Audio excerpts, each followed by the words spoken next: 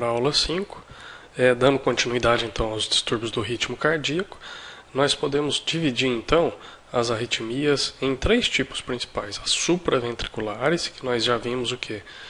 Sinusal, pode ser um ataque sinusal, assim como uma bradicardia sinusal, um ritmo juncional, pode ser um ataque cardíaco juncional, uma bradicardia juncional, FA de resposta normal, de 60 a 100 batimentos por minuto ventriculares, pode ser bradicárdica abaixo desses 60 ou taquicárdica acima de 100.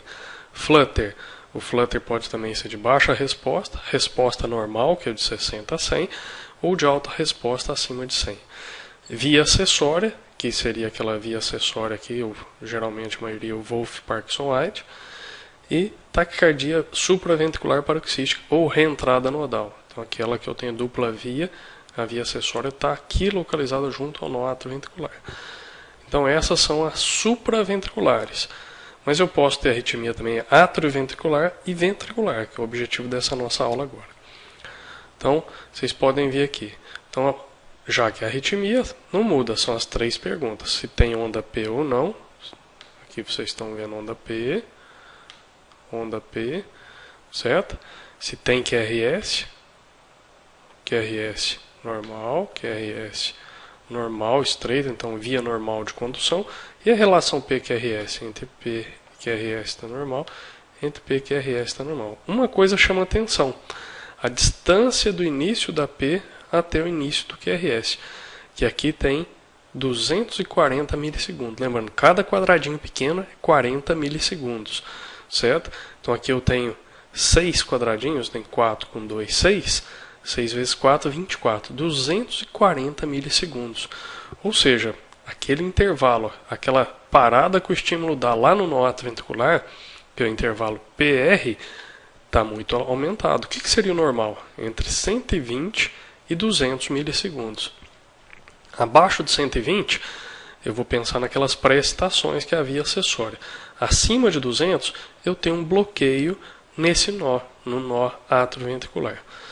Então, olha aqui para vocês verem esse aqui. Então, como que fica? Vamos voltar aqui ao eletro, então. Tem onda P? Tem onda P. Tem QRS? Tem QRS. Qual a relação P-QRS? Olha para vocês verem o quanto está aumentado o meu intervalo PR. Olha, está 2,5 mais ou menos, quase 3 quadrados grandes. Então, está extremamente aumentada. Era para ser só o quê? A distância era para ser 1 quadrado grande. E nós estamos aqui com quanto? Nós estamos com 2,5 quadrado. Então está bem aumentada essa distância realmente. Então aqui a gente consegue ver novamente onda P, QRS, marcando a P e o QRS, e o intervalo está muito aumentado. Então o bloqueio agora está onde? Lá no nó. Não é daquelas arritmias acima do ventrículo, o problema está no nó. Então nós vamos ampliar um pouquinho esse nó atrioventricular e depois feixe de His. Ele pode ser dividido então numa parte acima do ventrículo e uma parte abaixo, lá para o lado do ventrículo. Então uma parte atrial e uma parte ventricular. A grosso modo, isso não serve para todos os casos, mas nós vamos fazer a grosso modo para fazer o diagnóstico dessas arritmias que envolvam o nó atrioventricular, dividindo então na parte atrial e a parte ventricular. O que é o BAV de primeiro grau? Simplesmente está aumentado. Então o que acontece? Olha aqui, esse aqui. Então, PR tem onda P? Tem onda P. Certo? Aquele que a gente já fez. Tem onda P. Tem QRS? Tem QRS. QRS como é que é? É estreito, está pegando todo o sistema de condução. Então, QRS normal. Qual a relação P-QRS? Cada P tem o seu QRS na mesma distância e ela está aumentada. Então isso é o que? Isso é um bloqueio atrioventricular de primeiro grau. Ou seja, simplesmente eu alarguei o intervalo, o PR está aumentado. Isso é o BAV de primeiro grau. Simplesmente o aumento desse PR. Agora olha aqui para vocês verem que chama atenção. Primeira coisa que está arrítmico. Tem um QRS estreitinho. Estou vendo onda P? Cadê a onda P? Então tem onda P, tem QRS estreito. Qual a relação entre P e QRS? Então, entre P e o QRS é essa. Entre P e QRS, olha aqui, já aumentou um pouquinho. Já aumenta um pouquinho mais. Agora a outra fica faltando. E começo de novo. Aumenta um pouquinho, esse maior e a outra falha. Isso é igual aquele funcionário. Chega no horário certo na segunda-feira, na terça atrasa um pouquinho, na quarta atrasa um pouco, você já sabe que na quinta-feira ele não vem. E aí começa tudo de novo. Então já é um pouco mais previsível. Então isso é o BAV de segundo grau, MOBITS 1, ou fenômeno de Wenkman. Ou de Wenkman. Esse fenômeno de Wenkman então eu vou ter isso aqui, o aumento progressivo do meu intervalo PR até eu ter um bloqueio. Então ele é mais benigno. Então, geralmente associado a alguma condição, medicação, então ele é mais reversível e é mais benigno. Agora, esse outro, tem onda P? Então eu estou vendo aqui a marcação. Tem QRS? Tem QRS. Qual a relação P-QRS? Esse aqui tem seu QRS, essa não tem. Esse onda P tem seu QRS, essa outra tem seu QRS. Sempre as que conduzem estão no intervalo certinho. Porém, tem uma aqui que sempre não está conduzindo. Ou seja, eu estou com duas P's, uma P, duas P, para um QRS. Uma P, duas P, para um QRS. Então essa está faltando sem avisar. Então uma vem certinho quando vem uma sem avisar. Então isso aqui é um 2 para 1. Então esse problema já está mais baixo. Ele não vai aumentando progressivo. Então realmente falta de uma vez. Uma vem certinho, outra falta de uma vez. Então aqui o problema já está mais para o lado do ventrículo. E esse é o MOBITS 2. Então voltando aqui só para vocês lembrarem. Aqui ó, um 2 para 1. Então aqui já está mais para baixo. Falta de uma vez, o outro vem normal. Falta de uma vez, o outro vem normal. Problema mais para baixo. MOBITS 2. BAV de segundo grau, MOBITS 2. Olha isso aqui para vocês verem. Então, tem onda P? Tem. Tem QRS? Tem. Então aqui eu marquei todas as ondas P, vocês estão vendo que elas estão rítmicas certinho. E os QRS? Também estão rítmicos certinho. Só que cada um está na sua. Você vê que não tem relação. Aqui é uma entre o P e o QRS, aqui é outra coisa entre o P e o QRS. Ou seja, eles estão totalmente separados. O átrio está na dele, com suas P's, e o ventrículo está na dele. Então, algum ponto aqui do ventrículo assumiu o comando. Só que quando ele assume o comando, ele assume numa frequência baixa. Então aqui, ó, 300, 150, 100, 75, 60, 50, 40. Então está perto de 35 isso aqui. Então uma frequência bem baixa cardíaca, porque quando um ponto aqui no ventrículo que assume o comando, geralmente ele assume um comando no quê? Que a gente chama de aquecer o foco. Então o foco assumiu o comando. Se ele assumiu o comando, ele assume numa frequência mais baixa. Então está cortado totalmente a relação do nó atrioventricular. Esse é o BAV total, ou BAVT. Então, eu abaixei um pouquinho mais aqui na minha escala. Então, MOBITS 2 e BAVT, esses eu tenho que estar mais atento e já vai ter indicação de marca-passo. Aí a gente vê na aula de bradicardia. Certo? E o de primeiro grau e MOBITS 1, geralmente são mais benignos. Eles estão em porções mais acima aqui no átrio. Então aqui eu vi dos distúrbios arrítmicos, nós vimos o quê? Nós vimos aquilo que eu falei para vocês do problema estar na parte dos átrios, certo? Átrio ventricular. Então, já falamos da arritmia supraventricular. Agora, quando eu destrinchei aqui BAV de primeiro, segundo MOBITS 1, segundo MOBITS 2 e BAVT atrioventriculares, mas nós podemos ter também as arritmias de qual tipo? As arritmias do tipo ventricular. Então, olha aqui para vocês verem esse eletro. Tem onda P? Eu não estou conseguindo ver onda P. Tem QRS? Ah, esse aqui é um QRS. Aqui um QRS, aqui um QRS, aqui um QRS, aqui um QRS, QRS, QRS. Como que está esse QRS? Totalmente alargado. Então, na maioria das vezes, esse QRS totalmente alargado, onde que ele se origina? No ventrículo. Qual que é a frequência?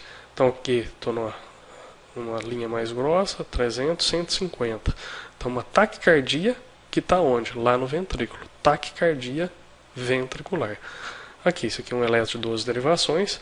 Tem onda P? Não estou vendo onda P. Tem QRS? Tem QRS. QRS bem alargado.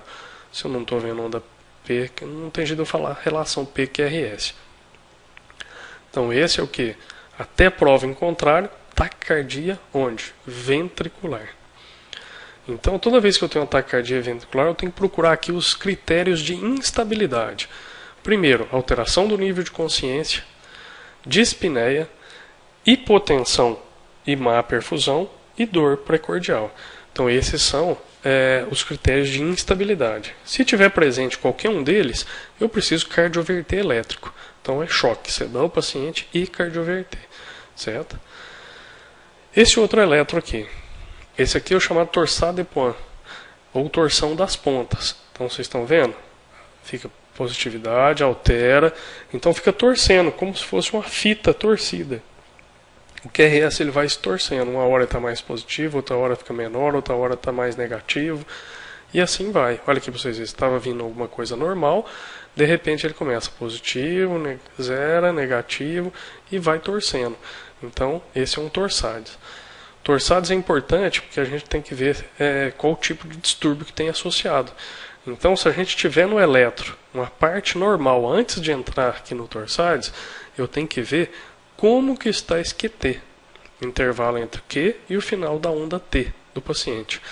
Se o QT tiver aumentado, então isso aqui pode ser drogas antiarrítmicas que ele está usando, distúrbio eletrolítico, principalmente potássio baixo ou magnésio baixo, paciente que fez uso aí de amiodarona, alguns antidepressivos tricíclicos, certo?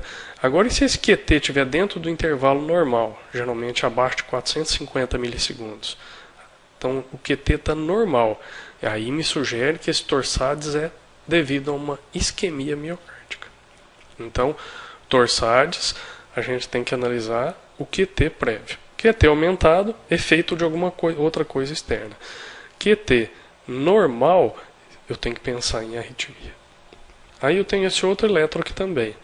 Tem onda P? Não estou vendo. Tem QRS? Também está tudo bagunçado, não estou vendo nada. Qual a relação P-QRS? Não tenho P nem QRS definido. Essa é uma fibrilação ventricular, certo? Até prova em contrário, claro, né? Então isso aqui o paciente não tem pulso. Então o paciente não está acordado, porque às vezes você conecta no paciente e está com isso aqui, mas o paciente está conversando. Obviamente não é uma FV, não é uma fibrilação ventricular. Fibrilação ventricular não gera pulso. Então o paciente está sem pulso e tem esse ritmo de FV que a gente tem que desfibrilar. O próximo aqui que eu coloquei junto com os ventriculares, só para a gente entender um pouquinho dos marcapassos. Então olha aqui, o QRS geralmente fica bem alargado, né? E estou vendo o que? Estou vendo duas espículas. Então uma primeira e uma segunda que vai dar o QRS. Uma primeira e uma segunda que depois vai dar o QRS. Então o que está acontecendo? A primeira está estimulando o átrio. Então essa primeira estimula o átrio. E depois dá um intervalinho e estimula o ventrículo. Então isso aqui é um marcapasso dupla câmara. Às vezes eu não vejo essas duas espículas. Às vezes eu vejo só uma espícula e o QRS. Uma espícula e o QRS. Uma espícula e o QRS. Uma espícula e o QRS. Certo? Mas quando dá um intervalo maior, entra a outra espícula aqui também. Então eu sei que tem dois cabos. Um cabo no átrio e um cabo no ventrículo. E esse outro aqui? Esse outro aqui tem só uma espícula que eu estou vendo, uma espícula lá no átrio, depois não tem no ventrículo aqui, uma espícula no átrio, depois não tem no ventrículo. Então o que acontece? Estou estimulando aqui no átrio e depois o estímulo está descendo normalmente aqui para os ventrículos, não está dependendo do marcapasso, porque eu estou vendo só uma dessas espículas. Então isso aí é só para a gente ter uma ideia um pouquinho aí da parte do marcapasso. Entrando agora em sobrecargas, é importante a gente ver. O átrio, a onda P, na verdade, ela é formato de duas ondas.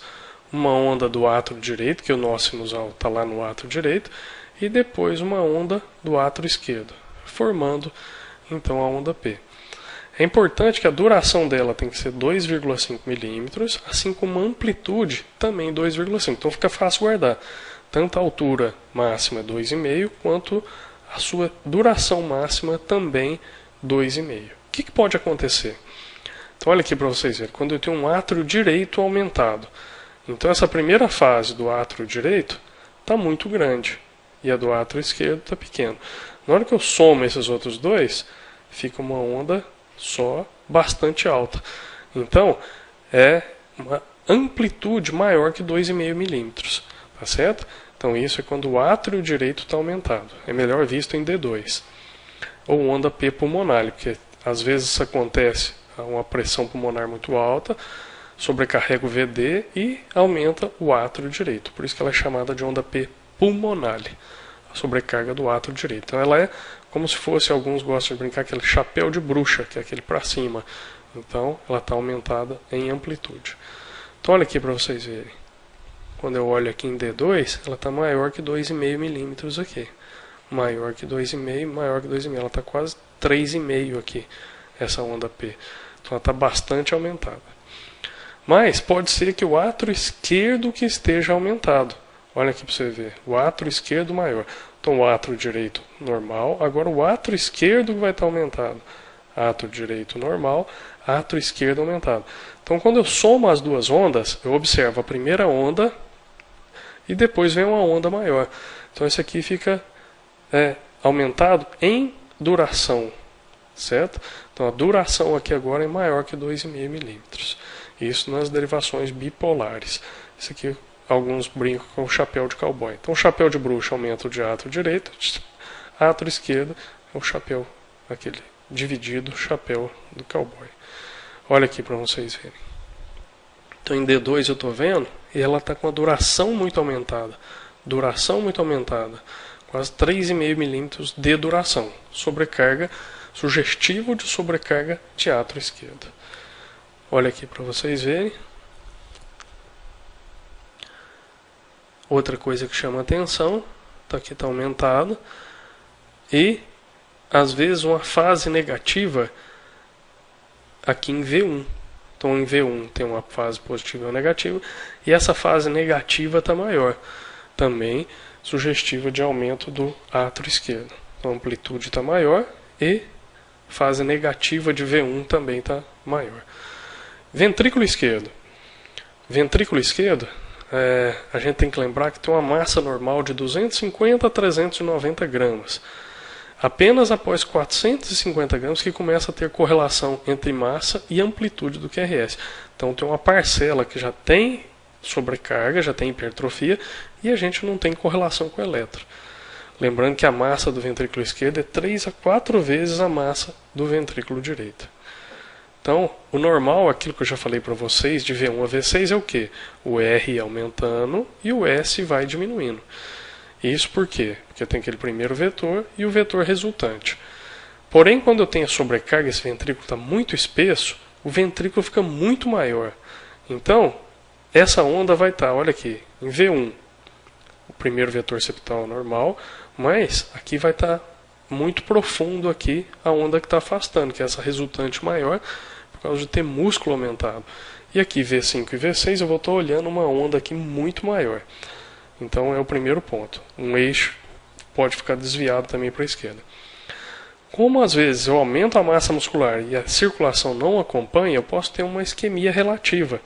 Então faltar sangue um pouquinho e aí fica infradesnivelado. Esse é o chamado padrão de Strain.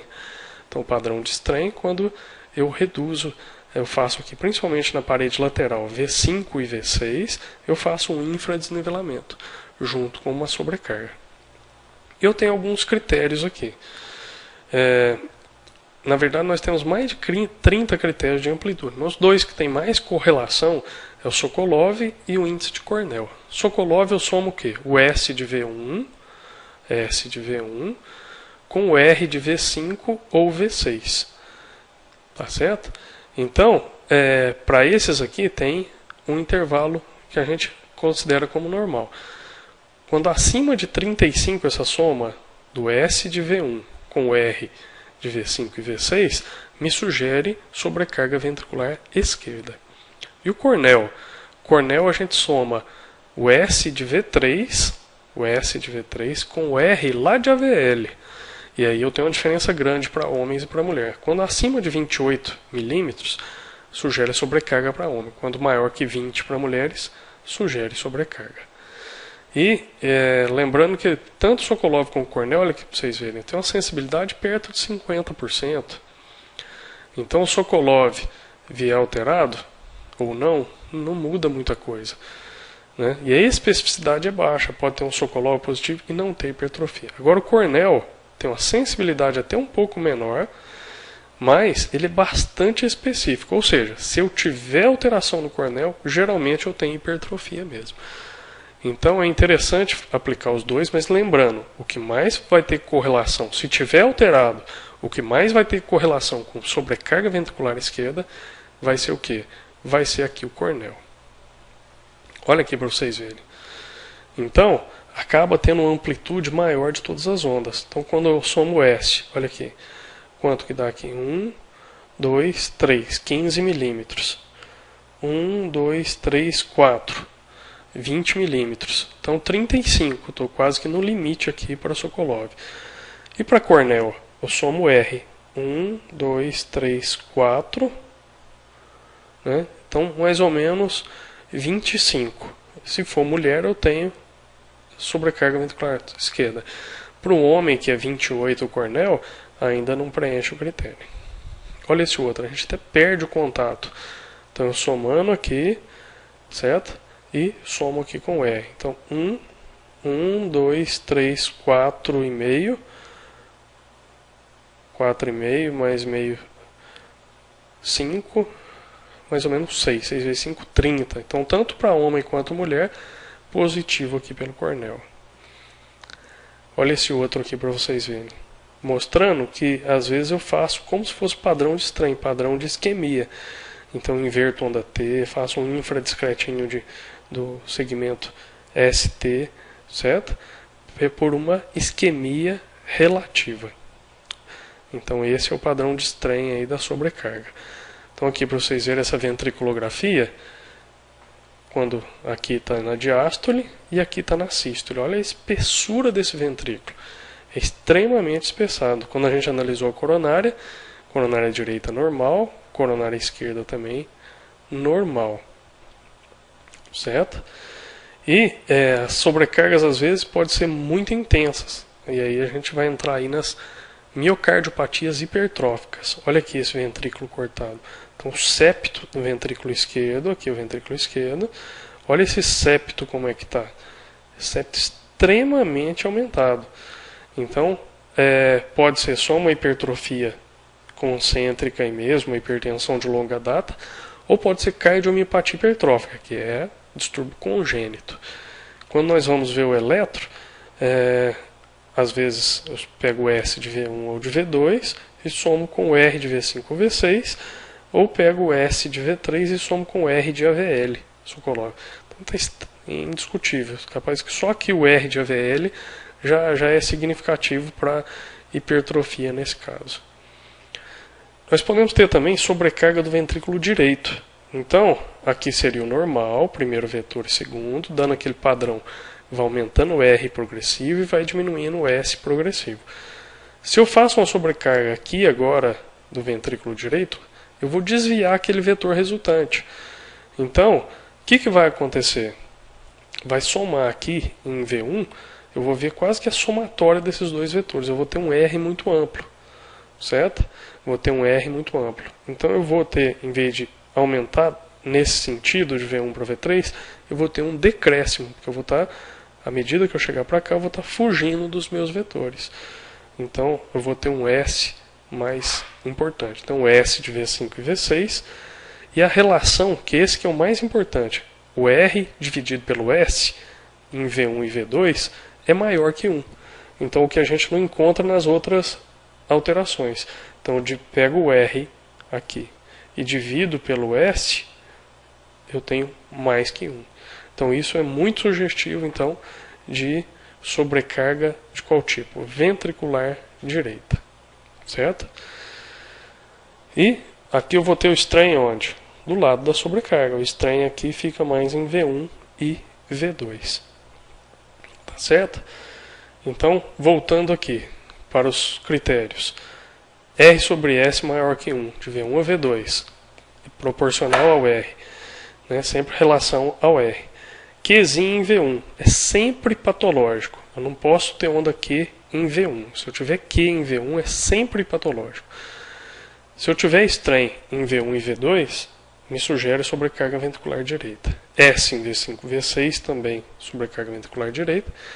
R maior e S maior em muitas precordiais, eu vou pensar em septo aumentado. Desvio de eixo para a direita, eu vou pensar em sobrecarga ventricular direita.